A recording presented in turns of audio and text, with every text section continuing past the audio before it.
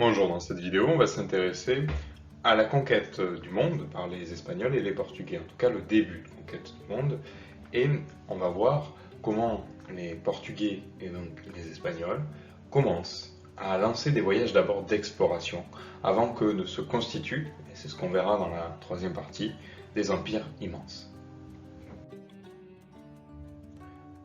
Une chose rend possible ces voyages d'exploration, ce sont de nouvelles techniques. Au XVIe siècle, en effet, de nouvelles techniques de navigation se développent, ou en tout cas se diffusent en Europe. C'est le cas par exemple de la caravelle, c'est un navire plus maniable et capable de couvrir de plus longues distances. La boussole et les progrès de la cartographie permettent aussi de se déplacer plus loin, au-delà des mers. Ces avancées ou ces développements techniques permettent la découverte d'espaces alors inconnus des Européens. Afin de trouver des routes vers l'Asie, on se rappelle que l'idée était de contourner l'Empire ottoman, qui avait qui avait la clé, en fait, si l'on veut, du commerce avec l'Asie, et qui empêchait les commerçants européens de passer seuls, sans intermédiaire, vers l'Asie. Alors, afin de trouver des routes plus directes, et de contourner donc ces marchands musulmans, les expéditions d'exploration se multiplient. C'est le cas des Portugais, avec Vasco de Gama. Les Portugais découvrent la route maritime de l'Est, qui permet de contourner l'Afrique, et ce en 1498. Mais un peu avant, les Espagnols, avec Christophe Colomb, cherchent un passage vers les Indes, et donc l'Asie, et découvrent un espace qui n'était pas connu des Européens, un nouveau monde.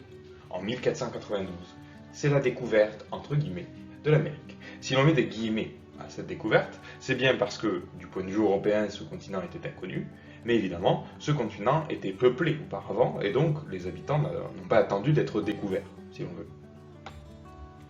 Magellan, lui, réalise le premier tour du monde, un voyage qui est terminé par son second, Elcano, après la mort de Magellan. Et donc, ces deux voyageurs, Elcano et Magellan, permettent de prouver que la Terre est bien ronde, et surtout que les océans communiquent entre eux. Un voyage donc qui sera effectué entre 1519 et 1522. Suite à ces découvertes, les Portugais et les Espagnols se partagent le monde. Même si, en 1494, au moment donc, de ce partage, il n'y a pour l'instant que des îles que l'on croit encore être des îles asiatiques, mais qui se révéleront ensuite être une partie d'un continent, d'un nouveau continent qui n'était pas connu des Européens, l'Amérique. Mais pour l'heure, donc, ce sont des espaces qui restent à découvrir, qui sont partagés par les Espagnols et les Portugais. À l'ouest, ce sont les Espagnols. À l'est de la ligne de partage, ce sont les Portugais.